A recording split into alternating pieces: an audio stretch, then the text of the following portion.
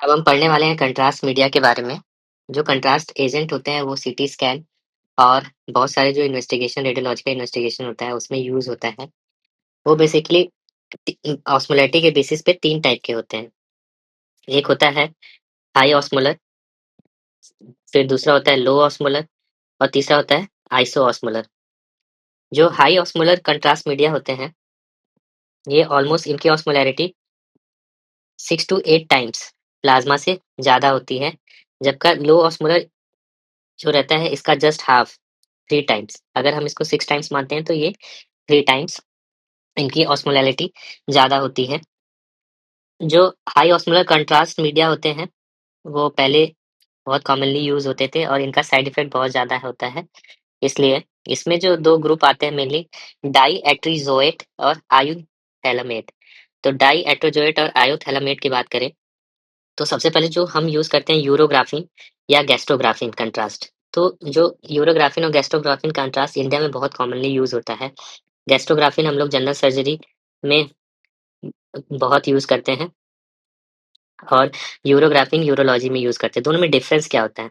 जो Gastrografin contrast होता है, उसको हम लोग आईवी नहीं यूज़ कर सकते हैं, जबकि यूरोग्राफिन जो रहता है उसको आईवी यूज़ करते हैं। जबकि दोनों जो रहता है वो डाईएट्राज़ोएटी होता है और ये हाई मॉलिक्यूलर वेट कंट्रास्ट होता है। और दूसरा जो हाई मॉलिक्यूलर वेट कंट्रास्ट है वो होता है आयोथैलामेट। आयोथैलामेट जो रहता है कॉन्ड्रे कंपनी बनाती है और कॉन्ड्रे के नाम से बिकता है, ग्ilbert कंपनी बनाती है और कॉन्ड्रे के नाम से बिकता है कमर्शियल नेम। तो अगर हम बात करें हाई मॉलिक्यूलर वेट कंट्रास्ट का, तो उसमें आयोथैलामेट और डाईएट्राज़ोएट। डाईएट्राज़ोएट और आयोथैलामेट दोनों बहुत इंपॉर्टेंट हैं। डाईएट्राज़ोएट जो रहता है गैस्ट्रोग्राफिन यूज़ करते हैं जब भी कोई पेशेंट इमरजेंसी सर्जरी में एब्डोमिनल ऑब्स्ट्रक्शन के साथ आता है या किसी का स्टोमा क्लोज़र करना रहता है, तो ऐसे केसेज़ में हम लोग गैस्ट्रोग्राफिन कंट्रास्ट का यूज़ करते हैं। ये हम लोग ओरल देते हैं, बट यही सेम कंट्रास्ट जब यूरो में यूज़ करते हैं, तो इसको यूरोग्राफिन बोलते हैं और इसको हम लोग आईवी यूज़ करते हैं। ये कंट्रास्ट दोनों ही हाई मॉलिक्यूलर वेट डायट्री-ज़ोएट होता है। दूसरा जो कंट्रास्ट होता है, वो होता है आयोथैलामेट। थायोथैलेमेट जो है, अगर आपको याद करना है तो आप थाला जो वर्ड है उससे याद कर सकते हैं। जो थाला होता है वो धोने के लिए यूज़ होता है और वो जो क्या है, वो एक बहुत ही अपनी करियर में बहुत ही ऊँचाइयों पे गए थे और इंडिया के सबसे हाईएस्ट जो कैप्टन है, सबसे ज़्यादा वो हैं। तो एक तरीके से हाई ऑस्मोलर जो कंट्रास्ट मीडिया होता है आयोथैलेमेट और डाईएट्रोज़ोएट। फिर हम बात करें लो मॉलिक्यूलर लो ऑस्मोलर कंट्रास्ट मीडिया। लो ऑस्मोलर कंट्रास्ट मीडिया जो रहता है, उसकी ऑस्मोलैरिटी प्लाज़्मा से ऑलमोस्ट 2 टू 3 टाइम्स ज़्यादा होती है और इसमें बेसिकली 3 आते हैं। एक आता है आयोहेक्सॉल, दूसरा आता है आयोपामिडॉल और तीसरा होता है आयोवर्सॉल। ये तीनों जो यूज़ होते हैं मोस्ट कॉमनली, इसमें सबसे ज़्यादा आयोहेक्सॉल यूज़ होता है, ओमनीपाक के नाम से आता है आयोहेक्सॉल। बाकी जो आयोवर्सॉल होता है वो ऑप्था में यूज़ होता है और तीसरा जो एजेंट है वो है आयोपामिडॉल। तो ये तीनों के तीनों लो मॉलिक्यूलर वेट कंट्रास्ट होते हैं और ये काफ़ी सेफ होते हैं as compared to high molecular weight contrast. और जो तीसरा कंट्रास्ट है वो होता है आइसोऑस्मोलर कंट्रास्ट। ये एकदम प्लाज़्मा की तरह ही ऑस्मोलैरिटी होती है इनको और इसमें जो होता है, हम बात करते हैं आयोडेक्स के नाम से याद कर सकते हैं, जो आयोडेक्स क्रीम होती है, उसके नाम से याद कर सकते हैं, तो आयोडिक्सेनॉल। तो आयोडेक्सिनॉल जो इसका कमर्शियल नेम होता है वो होता है वीज़ीपाक। तो वीज़ीपाक जो होता है ये सबसे ज़्यादा जो होता है आइसोऑस्मोलर कंट्रास्ट मीडिया होता है और सबसे सेफ होता है अगर हम इन तीनों में बात करें तो। बात करें कॉम्प्लिकेशन होने वाले कंट्रास्ट से, तो जो कंट्रास्ट होता है उससे बेसिकली 2 टाइप के कॉम्प्लिकेशन जो मेनली हम होते टोटल 6 हैं, बट जो मेन है वो 2 देखते हैं।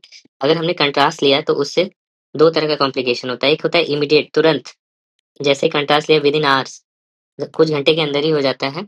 उसको बोलते हैं कंट्रास्ट इंड्यूस एलर्जिक रिएक्शन। और दूसरा होता है डिलेड रिएक्शन होता है, जिसको डिलेड हाइपर सेंसिटिविटी, जो कि 2 से 3 दिन बाद होता है और कभी-कभी कई दिन लग जाते हैं।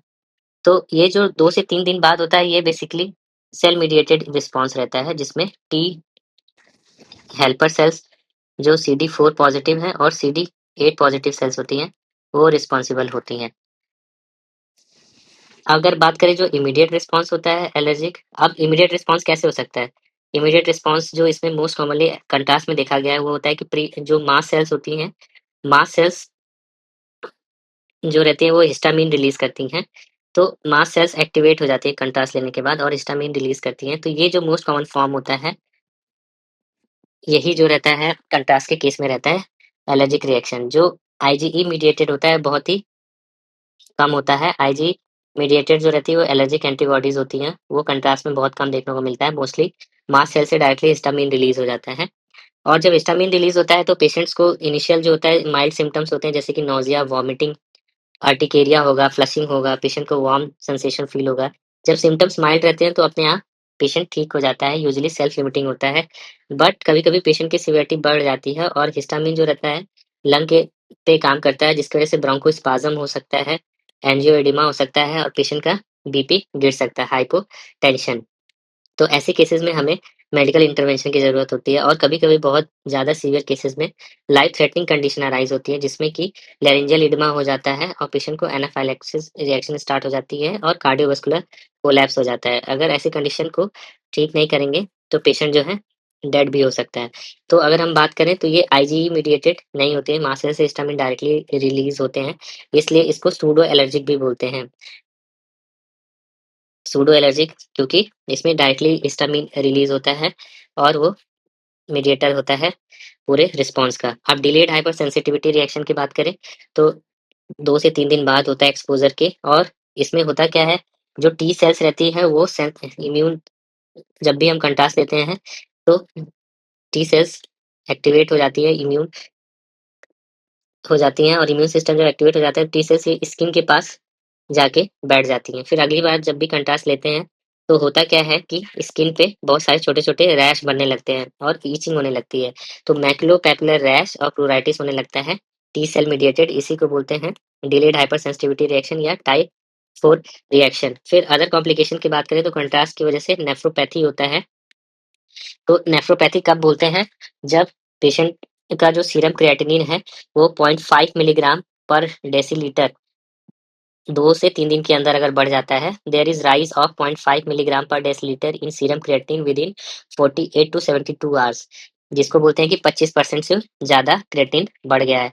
तो इसके बोलते हैं कंट्रास्ट इंड्यूस्ड नेफ्रोपैथी। इसमें क्या होता है कि जो पेशेंट का रीनल फंक्शन होता है एक्यूट डिक्लाइन होता है उसमें। अब इसका रिस्क फैक्टर क्या होता है कंट्रास्ट इंड्यूस्ड रिस्क फैक्टर का? पहला तो यही कि हमने जो है हाई ऑस्मोलर वाला कंट्रास्ट यूज़ किया है, दूसरा कंट्रास्ट का वॉल्यूम बहुत ज़्यादा यूज़ कर दिया है, तीसरा पेशेंट जो है डिहाइड्रेटेड है। ये तो बहुत कॉमन कंडीशन हो गई। फिर चौथा हो गया कि पेशेंट जो है पहले से ही उसका किडनी जो है सही से काम नहीं कर रहा है, उसका जीएफआर जो है 60 से कम है और पेशेंट जो है नेफ्रोटॉक्सिक ड्रग ले रहा है, एनसैड या एमिनोग्लाइकोसाइड्स और पेशेंट को डायबिटीज़ है। तो ऐसे केसेस में जो रहता है कंट्रास्ट इंड्यूस्ड नेफ्रोपैथी होने के चांसेस ज़्यादा हो जाते हैं। ये मेनली क्या होता है इसमें जो कंट्रास्ट रहता है, वो डायरेक्टली ट्यूब्यूल्स सेल्स जो रहती है, उसके एपिथेलियम को डिस्ट्रॉय कर देता है और ये जो कंट्रास्ट रहता है, वो वेसोकंस्ट्रिक्शन कराता है और इस्कीमिया कॉज़ कराता है वेसोकंस्ट्रिक्शन की वजह से। तो पहला क्या होता है, ये डायरेक्ट जो रहता है ट्यूबुलर एपिथेलियल सेल्स को डिस्ट्रॉय कर देती है, डैमेज कर देती है, जिसकी वजह से किडनी फंक्शन चला जाता है। दूसरा, ये रीनो वैसोकॉन्स्ट्रिक्शन कराती हैं, जिसकी वजह से पेशेंट को ब्लड परफ्यूज़न नहीं हो पाता है, इस्कीमिया हो जाता है और जब ऐसा इस्कीमिया होता है, तो रिएक्टिव ऑक्सीजन स्पीशीज़ जनरेट होती हैं और वो ऑर्गन को और डैमेज कर देती हैं। फिर हम बात करें कार्डियोपल्मोनरी इफ़ेक्ट का, तो जो पेशेंट हैं, इसमें कंट्रास्ट की वजह से पेशेंट का बीपी गिर सकता है, हाइपोटेंशन और जो हार्ट रेट है, वो कम हो सकता है, ब्रेडिकार्डिया। पेशेंट को कई बार पल्मोनरी एडिमा हो जाता है और रेयर केसेज़ में एरिथमिया। फिर अगर हम लोग कंट्रास्ट जो है कई बार जब यूज़ करते हैं तो सराउंडिंग टिश्यू में लीक कर सकता है जिसकी वजह से पेन, स्वेलिंग और एरिथमा हो सकता है और ज़्यादा अगर वॉल्यूम अगर हम कंट्रास्ट का यूज़ करें तो जो लोकल एरिया वहाँ पे कंपार्टमेंट सिंड्रोम हो सकता है और नेक्रोसिस हो सकता है। कंट्रास्ट जो रहता है आयोडीनेटेड कंट्रास्ट होता है, तो इसकी वजह से थायराइड स्टॉर्म जो रहता है प्रेसिपिटेट हो सकता है। तो ग्रेव्स डिज़ीज़ वाले पेशेंट में बहुत ध्यान से यूज़ करना चाहिए। इसकी वजह से ट्रांज़िएंट या तो हाइपरथायरॉयडिज़्म या तो हाइपोथायरॉयडिज़्म भी हो सकता है। तो इसको रोका कैसे जाए? इसको रोकने के लिए सबसे पहले तो prevention he is the best cure. अगर हमें पता है कि पेशेंट को हिस्ट्री है, प्रायर रिएक्शन है कंट्रास्ट के, तो हमें नहीं यूज़ करना चाहिए। दूसरा, अगर पेशेंट को डायबिटीज़ है, तो नहीं यूज़ करना चाहिए। तीसरा, अगर पेशेंट का किडनी में प्रॉब्लम है, नहीं यूज़ करो। पेशेंट का हाइड्रेशन मेंटेन करो, पेशेंट का बीपी चेक करो। ये सब करने के बाद ही कंट्रास्ट यूज़ करना चाहिए। फिर हमें लो मॉलिक्यूलर वेट या आइसोऑस्मोलर एजेंट यूज़ करना चाहिए, क्योंकि इसकी वजह से एलर्जिक रिएक्शन और रीनल कॉम्प्लिकेशन कम होते हैं। फिर जब भी हमें ये शुरू करना होता है, तो हमें पेशेंट को स्टेरॉइड 1 रात पहले देना होता है। प्रेडनिसोलोन प्रेडनिसोन जो है 50 मिलीग्राम 1 रात पहले देंगे। 1 रात पहले बेसिकली कब देंगे? एक तो 13 घंटे पे, फिर 7 घंटे और फिर 1 घंटे पहले। तो 13 घंटे, 7 घंटे और 1 घंटे पहले, इसको बोलते हैं 13-7-1 प्रोटोकॉल। तो ये देना होता है। फिर अगर हम एंटी हिस्टामिन्स की बात करें, तो एंटी हिस्टामिन जो रहता है, स्टेरॉइड के साथ जस्ट 1 घंटा पहले देते हैं, और एंटी हिस्टामिन जो होते हैं डाइफेनहाइड्रामिन। तो बेसिकली हम क्या देते हैं, जब पेशेंट को 1 रात पहले, जब पेशेंट सोने वाला रहता है, रात को 10 बजे के करीब प्रेडनिसोन देंगे, स्टेरॉइड हमने दिया। फिर रात को 2 बजे स्टेरॉइड दिया, प्रेडनिसोन। और फिर उसके बाद जब पेशेंट सुबह जब कंट्रास्ट लेने जा रहा होगा, तो उससे जस्ट पहले हम लोग एंटी हिस्टामिन के साथ डाइफेनहाइड्रामिन और प्रेडनिसोन दोनों एक साथ 1 घंटे पहले दे देंगे। ये दोनों का डोज़ कितना होता है? 50 मिलीग्राम आईवी। फिर उसके बाद पेशेंट को हाइड्रेट करते हैं अच्छे से। हाइड्रेशन के लिए कौन-सा फ्लूइड यूज़ करेंगे? नॉर्मल सलाइन 0.9% NaCl यूज़ करते हैं, और 12 घंटे पहले और कंट्रास्ट देने के बाद हम पेशेंट को अच्छे से हाइड्रेट करेंगे, और ओरल हाइड्रेशन भी कर सकते हैं कई बार। फिर हम पेशेंट को सोडा बाइकार्ब का इन्फ्यूज़न देते हैं। उसकी वजह से जो यूरिन होता है अल्कलाइज़ हो जाता है, जिसकी वजह से रिएक्टिव ऑक्सीजन स्पीशीज़ कम हो जाती हैं। फिर हमें कोशिश करना चाहिए कि और कम से कम लोएस्ट जो वॉल्यूम होता है कंट्रास्ट, उतना ही यूज़ करना चाहिए, ज़्यादा नहीं देना चाहिए। और एनसेड्स अगर हम दे रहे हैं पेशेंट्स को, या एमिनोग्लाइकोसाइड जो भी नेफ्रोटॉक्सिक ड्रग है, उसको होल्ड करना चाहिए। और पेशेंट अगर डायबिटिक है, मेटफॉर्मिन ले रहा है, तो उसको भी स्टॉप कर देना चाहिए कुछ टाइम के लिए। फिर अगर पेशेंट को एलर्जिक रिएक्शन हो गया है, इमीडिएट एलर्जिक रिएक्शन हो गया, माइल्ड सिम्पटम है, तो वो सिर्फ़ एंटीहिस्टामिन से ही कंट्रोल हो जाता है। जबकि मॉडरेट टू सीवियर केसेज़ में, जिसमें ब्रोंकोस्पाज़म और एनाफाइलेक्सिस रिएक्शन हो जाता है पूरी बॉडी में, तो ऐसे केसेज़ में हमें एडीआर या एपिनेफ्रिन देना होता है इंट्रामस्कुलर 0.5 मिलीग्राम। तो 0.5 मिलीग्राम, कभी-कभी 1 एमजी भी बोलते हैं इसको, 1 एमजी एपिनेफ्रिन। तो 0.5 टू 1 एमजी एपिनेफ्रिन जो रहता है, पेशेंट का लाइफ सेविंग होता है। पेशेंट को स्टेरॉइड देते हैं, आईवी फ्लूइड्स, ऑक्सीजन और एयरवे। बेसिकली हमें एयरवे, ब्रीथिंग, सर्कुलेशन चेक करना है, और पेशेंट्स को कोई भी स्टेरॉइड या एनाफाइलेक्सिस रिएक्शन को प्रिवेंट करने के लिए एड्रेनालिन देते हैं। फिर अगर पेशेंट को कंट्रास्ट इंड्यूस नेफ्रोपैथी हो गया है, तो ऐसे केस में पेशेंट को हाइड्रेट करते हैं, सपोर्टिव केयर देते हैं, और डायलिसिस अगर रीनल फेलियर डेवलप हो गया है। हमें कोशिश करना चाहिए कि एक बार कंट्रास्ट देने के बाद 3 दिन के अंदर कोई और दूसरा बार कंट्रास्ट नहीं देना चाहिए। अगर पेशेंट का कंट्रास्ट एक्स्ट्रावेसेट हो गया है इंजेक्शन साइट पे, तो लिम्ब को एलिवेट करना चाहिए और उसको कोल्ड कंप्रेशन देना चाहिए। अगर बहुत ही ज़्यादा अगर एक्स्ट्रावेसेट हो गया है, तो हमें सर्जिकल कंसल्टेशन करना चाहिए, या अगर कई बार क्या होता है, कंपार्टमेंट सिंड्रोम बन जाता है, न्यूरोमस्कुलर कॉम्प्रोमाइज़ होना चाहिए, तो ऐसे केसेज़ में हमें सर्जिकल कंसल्टेशन करना चाहिए।